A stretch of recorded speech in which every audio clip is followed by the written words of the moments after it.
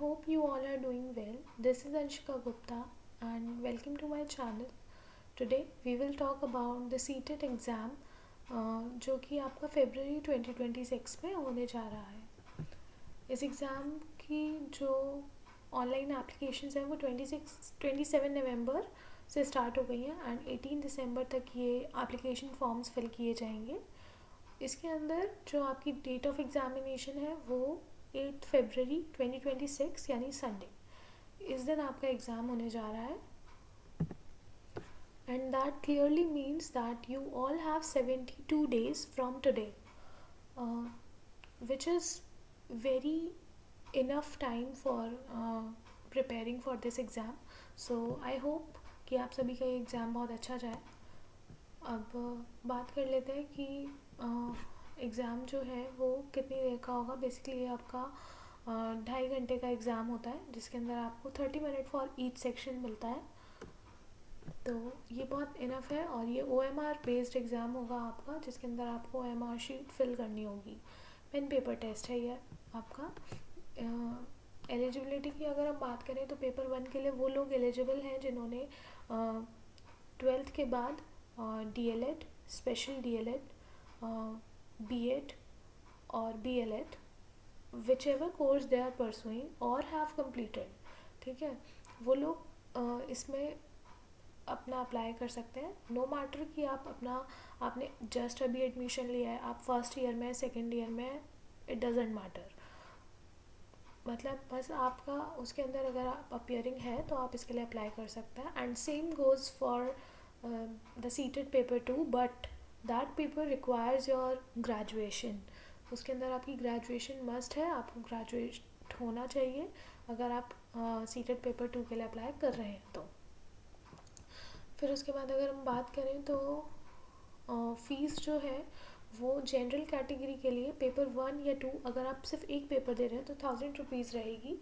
वहीं पे SC ST and differently able people के लिए 500 रुपीज़ फ़ीस रहने वाली है. अगर आप दोनों पेपर्स देते हैं तो यहाँ पे आपकी 1200 फ़ीस रहेगी and SC ST and differently able people के लिए 600 रुपीज़ फ़ीस रहेगी. ऑनलाइन मोड से ही पेमेंट होगी. और जब आप अपना फॉर्म फिल कर दें तो मेक श्योर कि आप कंफर्मेशन पेज को ज़रूर डाउनलोड कर लें. अपनी जितने भी आप इन्फॉर्मेशन को फिल कर रहे हैं वो आप अपने 10th क्लास के सर्टिफिकेट के अकॉर्डिंग ही करें एंड मेक श्योर कि आपकी कोई थोड़ी गलती ना हो. उसके बाद आ जाते हैं हम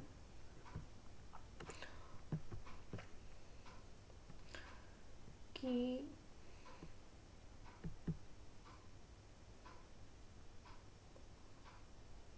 एंड ऑल्सो मेक श्योर कि क्या बोलते हैं, जो आप जब अपना एग्ज़ाम फॉर्म फिल कर रहे हैं तो उस टाइम पे जब आपको पूछा जाएगा कि आपको कहाँ पे अपना एग्ज़ाम देना है. सो पहली बात तो आपका एग्ज़ाम सेंटर कहीं पे भी पड़ सकता है in all over India, okay, because ये सेंट्रल गवर्नमेंट का एग्ज़ाम है. दूसरी बात कि आपको 4 प्रेफरेंसेस पूछी जाएंगी, तो आप मेक श्योर करना कि आप जहाँ पे भी अभी रह रहे हैं या फिर आपकी जो भी होम सिटी है उसके नियर बाय में ही अपने लोकेशंस डालें. जैसे कि for an example I am living in Delhi right now, so मैं अपनी जो प्रेफरेंस डालूँगी वो फर्स्ट दिल्ली डालूँगी. दूसरी मेरे नियर बाय में जो भी पढ़ते हैं स्टेट्स या सिटीज़ जो भी पढ़ती हैं जैसे कि गुड़गांव, तो मैं वो सब सिटीज़ डालूँगी यहाँ पे ताकि मेरे को नियर बाय में ही अपना सेंटर मिले.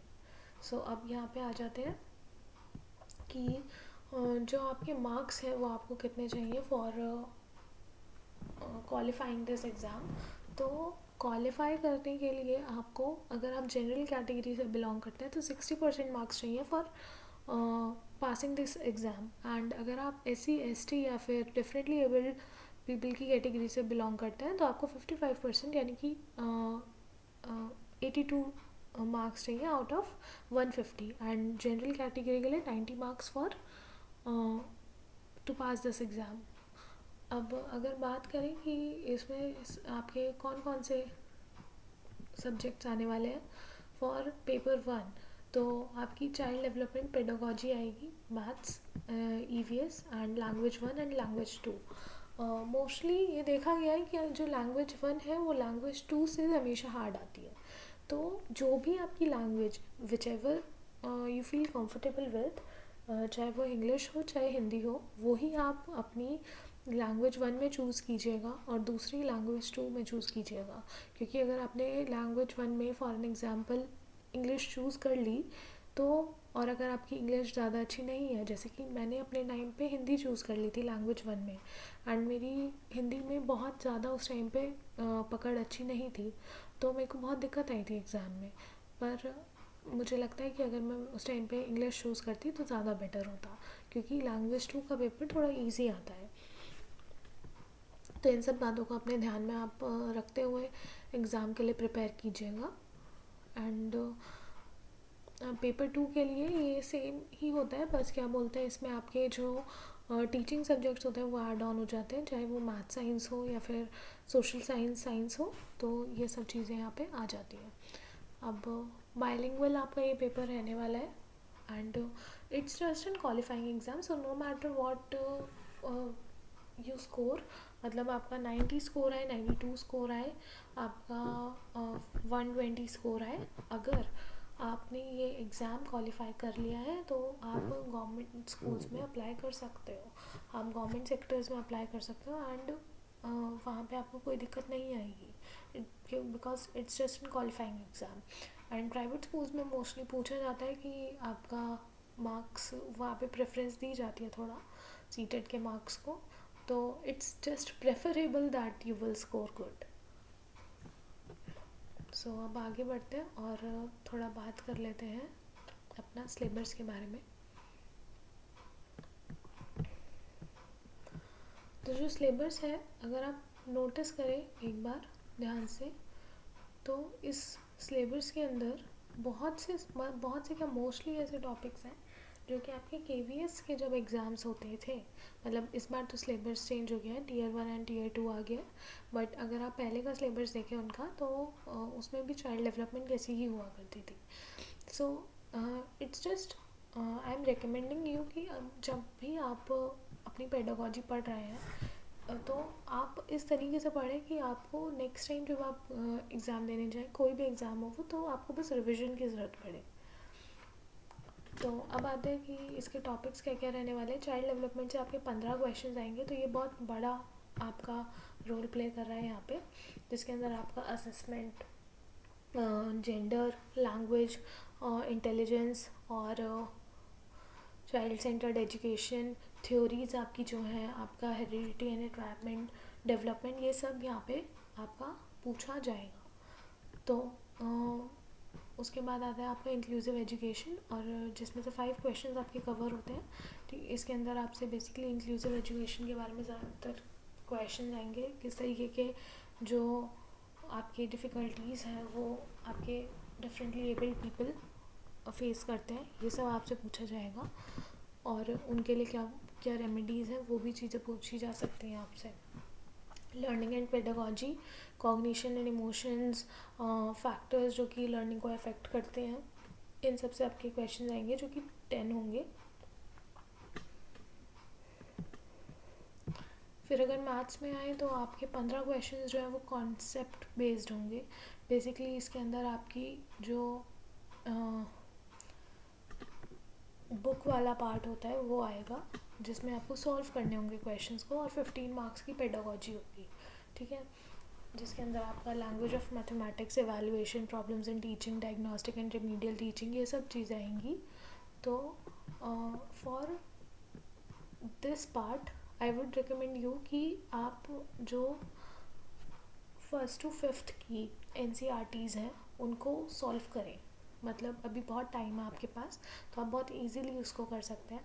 और इट्स जस्ट रिकमेंडेबल कि अगर आप 6 to 8 भी कर ले तो आपका कोई भी क्वेश्चन यहाँ पे छूटने नहीं वाला है। बहुत इजी कॉन्सेप्ट के क्वेश्चन आते हैं वहाँ पे, तो आप बस उनको सॉल्व करके चले जाएं अच्छे से, और प्रीवियस ईयर क्वेश्चन पेपर को बहुत अच्छे से एनालाइज करें, तो आपको पता चल जाएगा कि किस तरीके से पेपर आ रहा है।